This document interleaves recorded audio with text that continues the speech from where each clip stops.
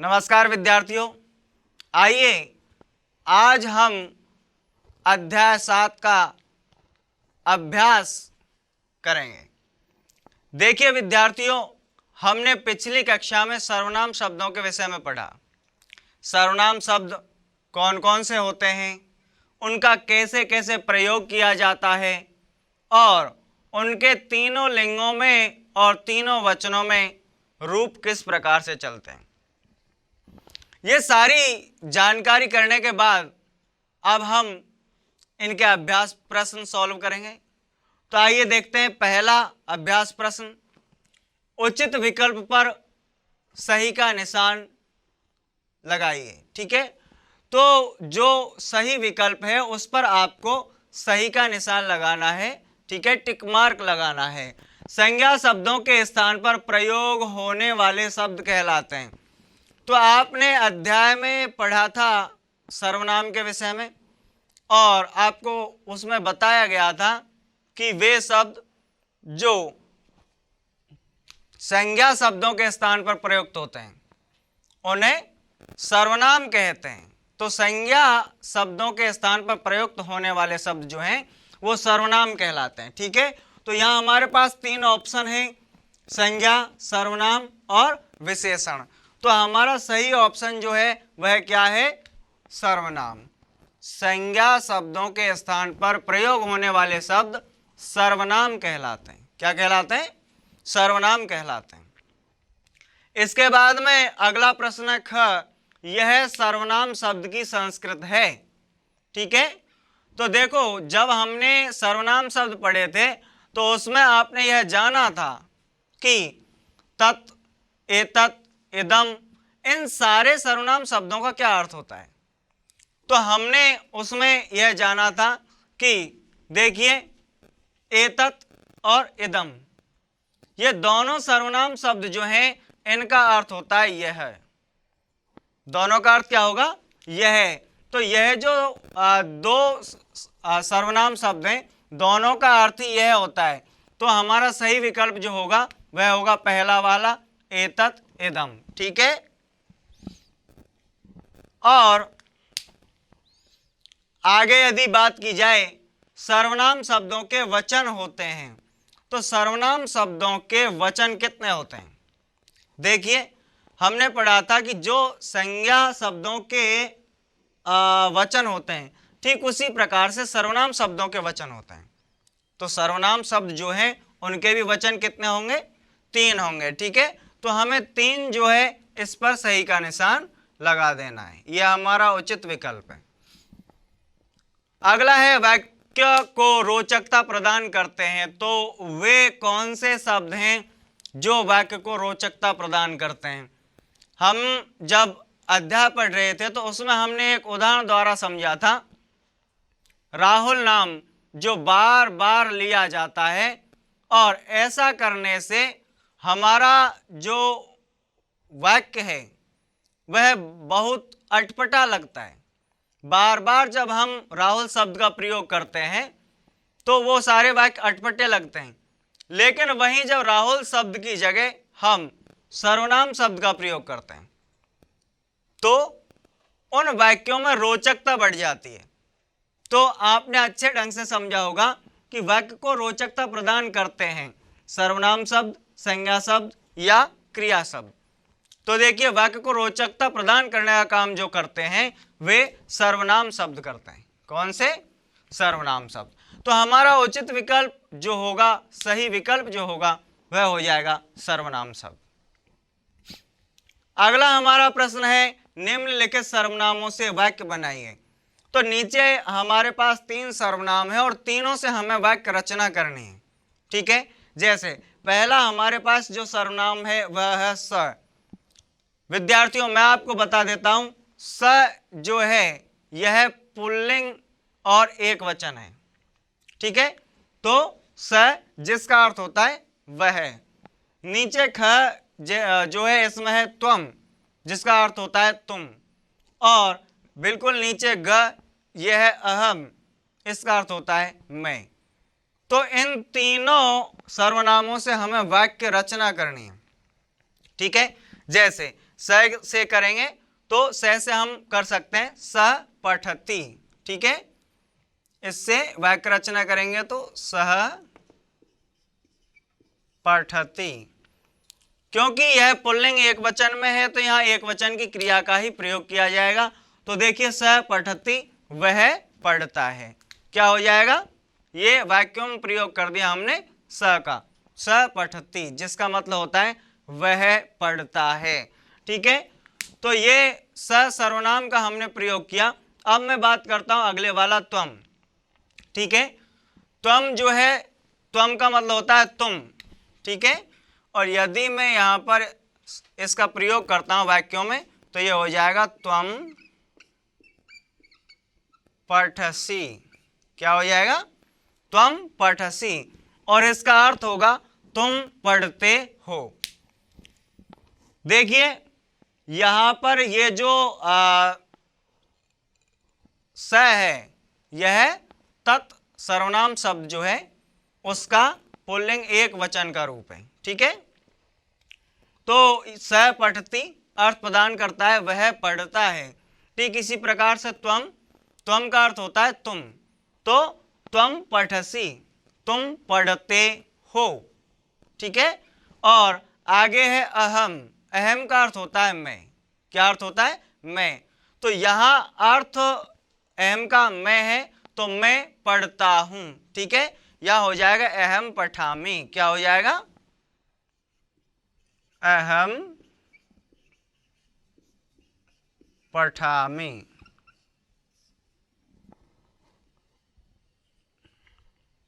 अहम पठामि, ठीक है। अर्थ होगा मैं पढ़ता हूं। तो देखिए इस प्रकार से हमारे पास कुछ सर्वनाम थे, यानी कि स, त्वम और अहम। हमारे पास 3 सर्वनाम है और तीनों से हमें वाक्य रचना करनी है। तो हमने पहले में वाक्य बनाया स पठति, अर्थ हुआ वह पढ़ता है। और दूसरे वाले में हमने वाक्य रचना की जिसमें त्वम पठसि, अर्थ हुआ तुम पढ़ते हो। और अहम पठामि, तो इसका अर्थ हुआ मैं पढ़ता हूं, ठीक है। अब अगले प्रश्न की मैं बात करूं तो अगला हमारा तीसरा प्रश्न है और प्रश्न पढ़ करके देखते हैं यह क्या कहता है। तो देखिए निम्नलिखित क्रियाओं का प्रयोग करते हुए संस्कृत में वाक्य बनाइए। निम्नलिखित क्रियाओं का प्रयोग करते हुए संस्कृत में वाक्य बनाइए, ठीक है। तो यहाँ इन्होंने हमें दे रखी है, ये क्रिया दे रखी है, यहाँ हिंदी में वाक्य है और आगे हमें संस्कृत में वाक्य बनाना है, ठीक है। तो हमारी क्रिया जैसे क है, यहाँ है पतति, ठीक है। और हिंदी में इन्होंने अर्थ दिया हुआ है, हिंदी वाक्य दिया हुआ है पत्ता गिरता है, ठीक है, पतति क्रिया है, ठीक है। तो पत्ते की संस्कृत आपने अच्छे ढंग से पढ़ी है, आपको आती भी है, आपको संस्कृत में वाक्य रचना करनी है। तो चलो यहां से करते हैं। ये जो संस्कृत अनुवाद है इसे हम यहां से शुरू कर रहे हैं। तो देखिए क में क्या हो जाएगा, ठीक है, ये आपको देखना है। यहाँ हमारी क्रिया है पतति और पतति जो है इसका अर्थ होता है गिरना, ठीक है, क्या अर्थ होता है, गिरना। और यहाँ इन्होंने हिंदी वाक्य दे रखा है हमें पत्ता गिरता है, ठीक है, पत्ता गिरता है। तो इसकी संस्कृत क्या हो जाएगी, जैसे पत्रम यानी कि पत्ता और पतति गिरता है, क्या अर्थ हो जाएगा। संस्कृत में अनुवाद करेंगे तो संस्कृत में अनुवाद क्या हो जाएगा इसका, पत्रम पतति, पत्ता गिरता है। बोलो स्पष्ट है। अब आते हैं हम ख, प्रश्न जो है ये ख लीजिए। यहां पे इन्होंने जो क्रिया है वो दे रखी है क्रीडामि, ठीक है। और क्रीडामि क्रिया है क्रीड धातु से बनी है। क्रीडामि का अर्थ होता है खेलता हूं, खेलती हूं, ठीक है। और इसका प्रयोग जो है ये मैं के साथ किया जाता, अहम के साथ इसका प्रयोग होगा, ठीक है।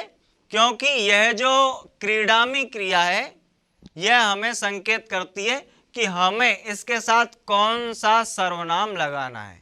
ठीक है विद्यार्थियों, यह आपको ध्यान रखना है कि जिस वचन और जिस पुरुष में क्रिया होगी, हम उसी पुरुष और उसी वचन के सर्वनाम शब्द का प्रयोग करेंगे, या जिस वचन और जिस पुरुष का सर्वनाम शब्द होगा उसी पुरुष और उसी वचन की क्रिया प्रयोग में लेंगे।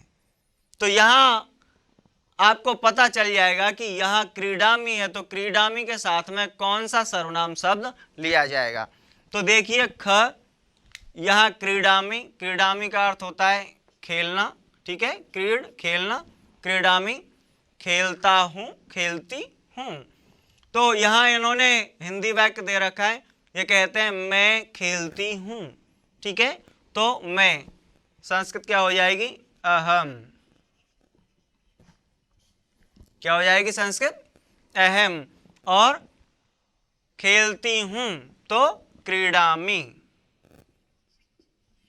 क्या हो जाएगी, क्रीडामी। ठीक है, ये लीजिए, अहम क्रीडामी, मैं खेलती हूं, यह आपकी संस्कृत हो जाएगी। अब बात करें अगले प्रश्न की, ग। ठीक है, यहां हमें क्रिया दी हुई है पठसी। ठीक है, पठ धातु है यहां पर, जिसका अर्थ होता है पढ़ना। तो यहां ये कहता है तुम पढ़ते हो। ठीक है, तुम पढ़ते हो। तुम की जो संस्कृत है क्या होगी, त्वम। तुम की संस्कृत क्या हो जाएगी, त्वम। और पढ़ते हो पठसी। तो हमारा वाक्य बन जाएगा त्वम पठसी। क्या वाक्य बन जाएगा, त्वम पठसी, तुम पढ़ते हो। ठीक इसी प्रकार से घ है, इसमें है लिखामी। लिखामी लिख धातु से, और जिसका अर्थ होता है लिखना, लिख धातु। तो मैं लिखता हूं, तो इसमें क्या हो जाएगा, अहम लिखामी। क्या हो जाएगा, अहम लिखामी।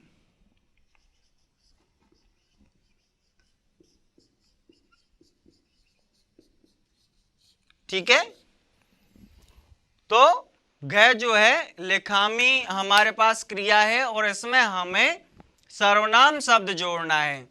तो ये आप अध्याय में पढ़ चुके हैं कि जिस वचन का कर्ता होता है, क्रिया भी उसी वचन की और उसी पुरुष की होगी।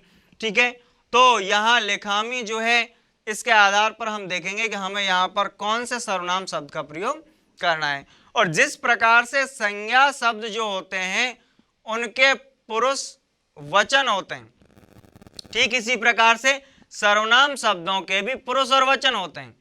सर्वनाम शब्दों के भी तीनों पुरुष में, तीनों वचनों में, ठीक है, और तीनों लिंगों में रूप चलते हैं। तो ये हमें ध्यान रखना है। अध्याय जो था उसमें हमने पढ़ा कि किस प्रकार से अलग अलग इन सर्वनाम शब्दों के रूप चलते हैं। तो देखिए, आइए एक बार फिर से हम इस पर नजर डालते हैं। हमारा पहला प्रश्न है, उचित विकल्प पर सही का चिन्ह लगाइए। तो हमें विकल्प पढ़ना है और जो हमारा सही विकल्प है उस पर हमें चिन्ह लगाना है। क, संज्ञा शब्दों के स्थान पर प्रयोग होने वाले शब्द कहलाते हैं। अब देखिए, कोई संज्ञा शब्द है, उस संज्ञा शब्द के स्थान पर उस संज्ञा शब्द को हम हटा देते हैं और उसके स्थान पर कोई शब्द, दूसरा शब्द प्रयोग करते हैं। ठीक है, तो वह शब्द जो संज्ञा के स्थान पर प्रयोग में लाते हैं, कौन सा होता है, वो सर्वनाम शब्द होता है। सर्वनाम शब्दों का प्रयोग हम संज्ञा शब्दों के स्थान पर करते हैं। दूसरा, यह सर्वनाम शब्द की संस्कृत है। तो यह है, यहाँ पर एतत् और इदम जो दोनों सर्वनाम शब्द हैं, दोनों का अर्थ निकलता है यह है।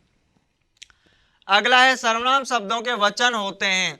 तो सर्वनाम शब्दों के वचन जो संज्ञा शब्दों के वचन होते हैं, ठीक वही सर्वनाम शब्दों के वचन होते हैं।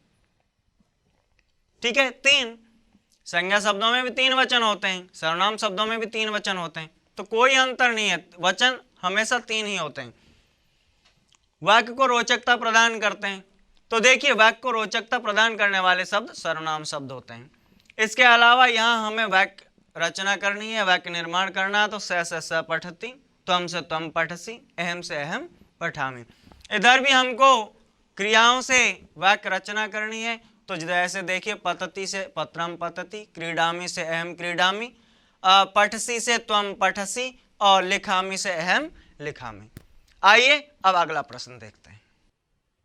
आइए अब हम चौथा अभ्यास प्रश्न हल करेंगे। चौथा अभ्यास प्रश्न कहता है हिंदी में अनुवाद कीजिए। विद्यार्थियों,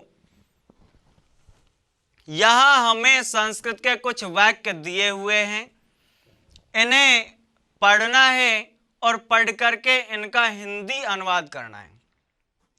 आइए पढ़ते हैं। क त्वम लेखम लिखसी। यहां देखिए त्वम जिसका अर्थ होता है तुम।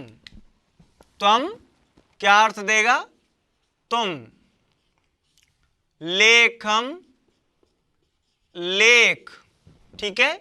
लिखसी तो लिख धातु से लिखना। यहां आपको एक बात ध्यान रखनी है, क्योंकि हमने अध्याय में पढ़ा था कि अस्मद और युष्मद सर्वनाम शब्द जो हैं उनमें पुल्लिंग और स्त्रीलिंग के रूपों में कोई अंतर नहीं होता है। पुल्लिंग और स्त्रीलिंग में समान रूप चलते हैं, ठीक है। तो यहाँ जब हम हिंदी अनुवाद करेंगे, अब हमें निश्चित नहीं है कि यह जो हमारा त्वम करता है यह पुल्लिंग का है या स्त्रीलिंग का है। तो हिंदी अनुवाद करते समय हम दोनों लिखेंगे। तो तुम लेख लिखते, ठीक है। तुम लेख लिखते और लिखती हो, ठीक है। यदि हमारा कर्ता पुल्लिंग में होगा तो हमारा अर्थ हो जाएगा तुम लेख लिखते हो, और यदि ये स्त्रीलिंग में होगा तो अर्थ हो जाएगा तुम लेख लिखती हो, ठीक है। इसी प्रकार से ख अहम कंदुकेन क्रीडामि। तो अहम, ठीक है, मैं, क्या अर्थ होगा? मैं। कंदुकेन, कंदुकेन से तात्पर्य है गेंद से, ठीक है। तो यहां अर्थ हो जाएगा गेंद से क्रीडामि।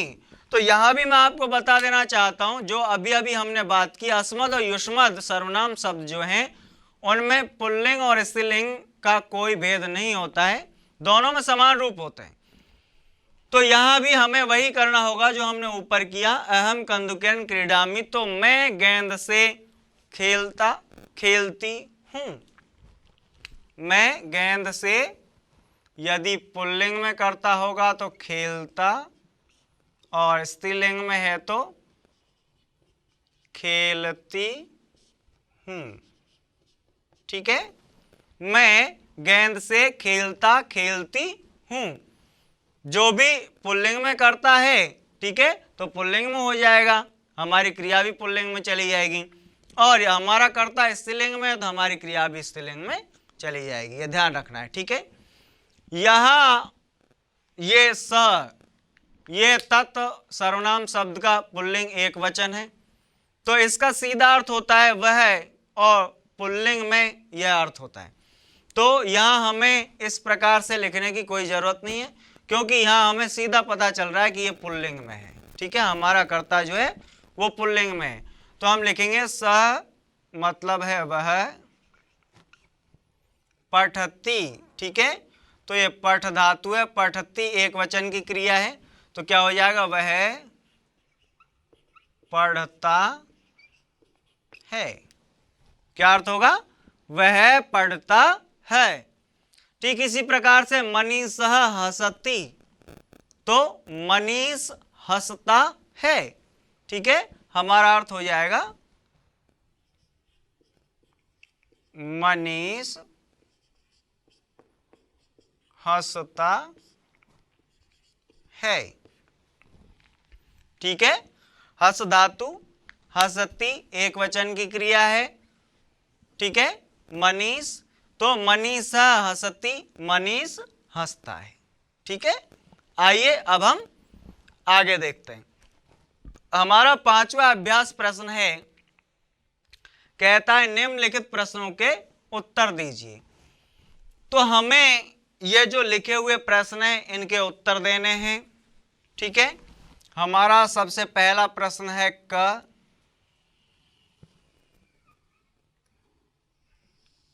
का हम उत्तर देंगे, उसके बाद में आगे बढ़ेंगे। तो हमारा पहला प्रश्न है क, सर्वनाम की परिभाषा उदाहरण सहित लिखिए। सर्वनाम आपने अध्याय में पढ़ा था, जो शब्द संज्ञा के स्थान पर प्रयोग में लाए जाते हैं, ठीक है। कोई संज्ञा है, संज्ञा की बार बार आवृत्ति हो रही है, बार बार संज्ञा आ रही है। जैसे हमने अब अध्याय में देखा, राहुल शब्द बार बार आ रहा था, उसकी जगह हमने फिर सर्वनाम शब्दों का प्रयोग किया और हमारे वाक्यों में रोचकता आ गई। तो देखिए, सर्वनाम की परिभाषा उदाहरण सहित लिखिए।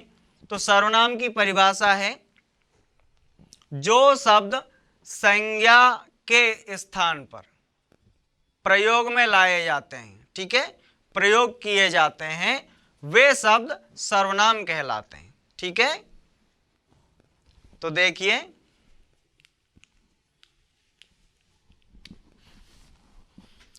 या हम ऐसा कह सकते हैं,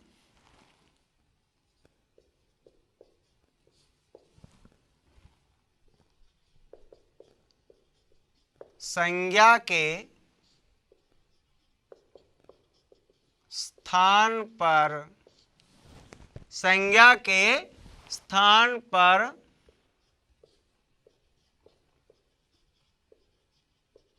प्रयुक्त होने वाले शब्द क्या सर्वनाम कहलाते हैं। क्या कहलाते हैं? सर्वनाम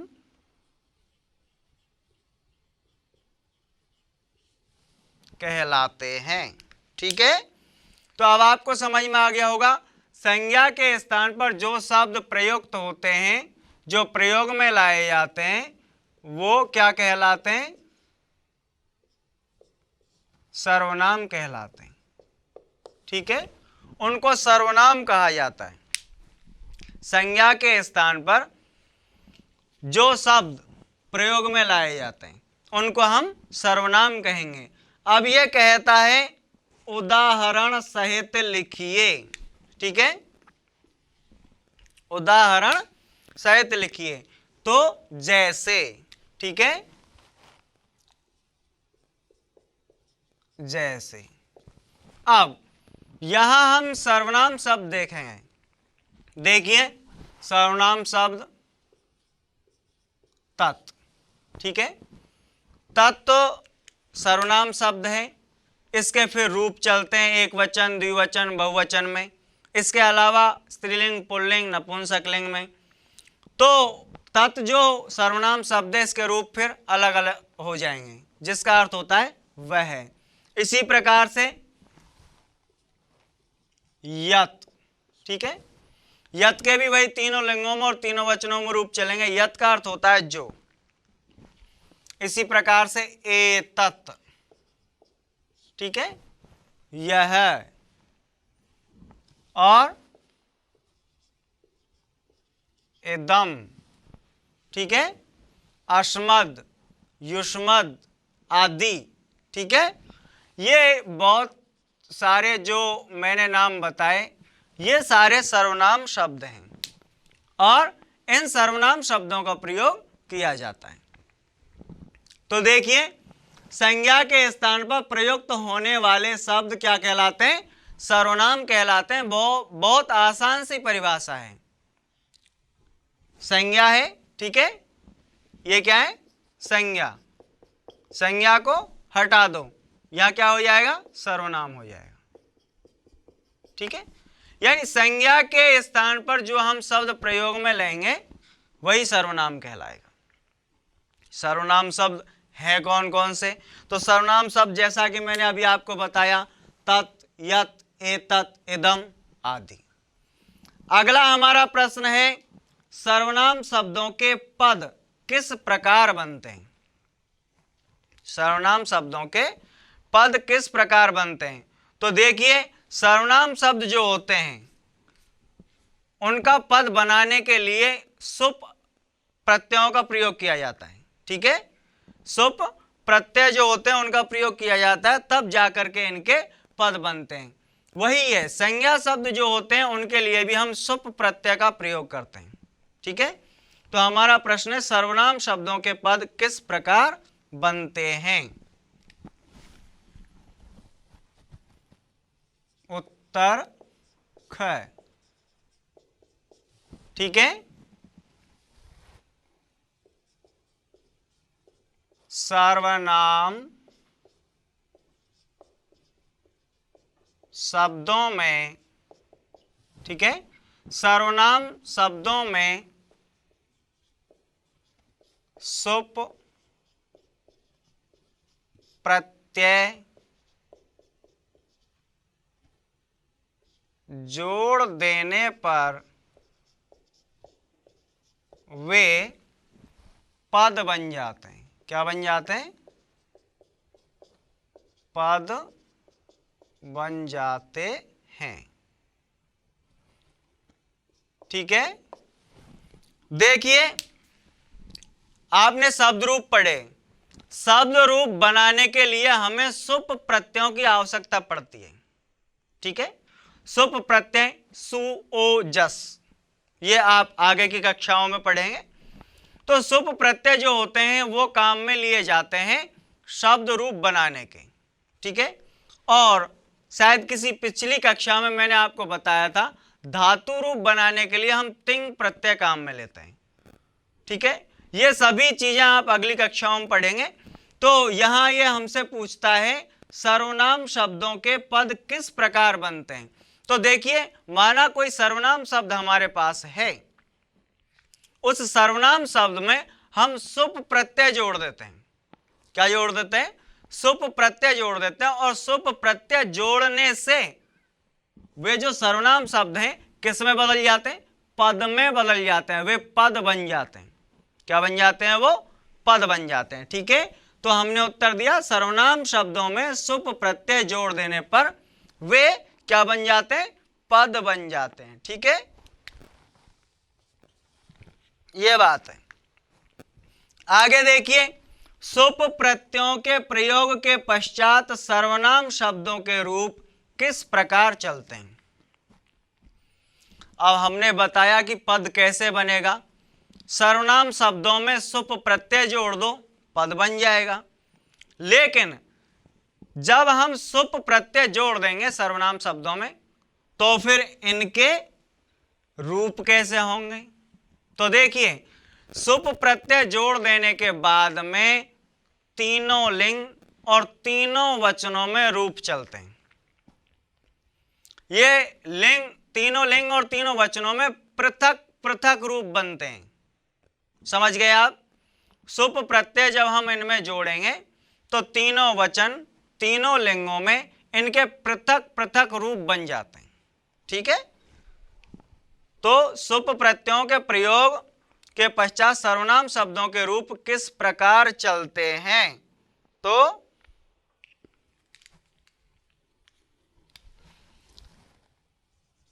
हमारा अगला उत्तर है सुप प्रत्ययों के प्रयोग के पश्चात, ठीक है, सुप प्रत्ययों के प्रयोग के पश्चात सर्वनाम शब्दों के तीनों लिंग व वचनों में पृथक पृथक रूप चलते हैं। कैसे? पृथक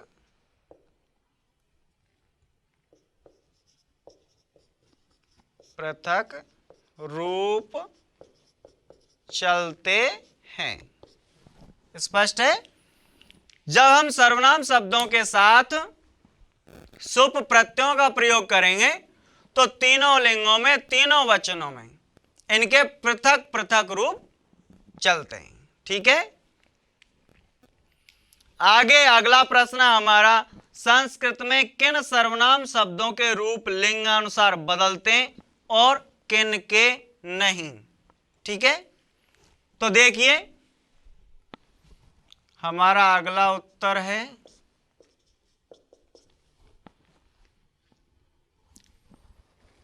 तो यहां हम लिखेंगे संस्कृत में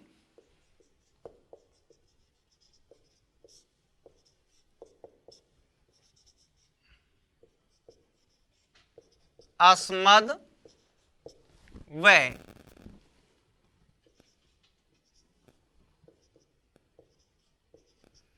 युष्मद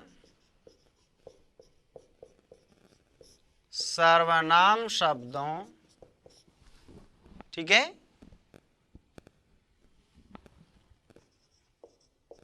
के रूप लिंगानुसार नहीं बदलते हैं। आपको ध्यान रखना है, मैंने अध्याय आपको पढ़ाते टाइम भी बताया था कि संस्कृत में सिर्फ दो ही ऐसे सर्वनाम हैं जिनका लिंग के अनुसार रूप नहीं बदलता। पहला है अस्मद और दूसरा है युष्मद।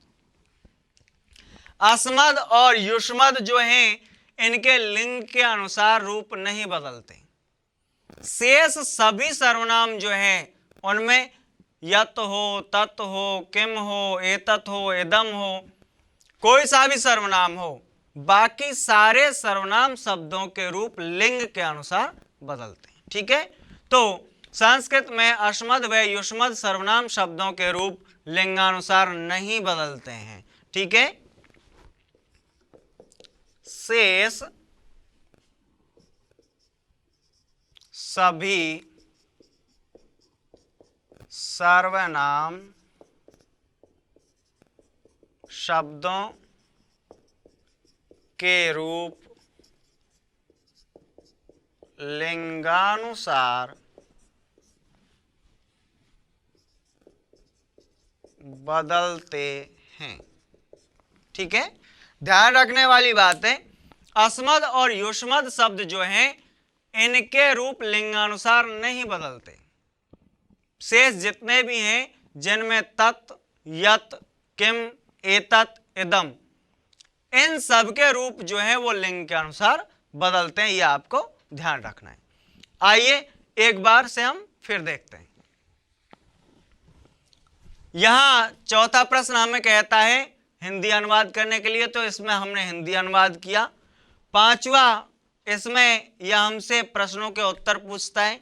तो हमारे पास ये 4 प्रश्न हैं और चारों का हमने अलग अलग उत्तर दिया, जिसमें यह हमसे सर्वनाम की परिभाषा पूछता है।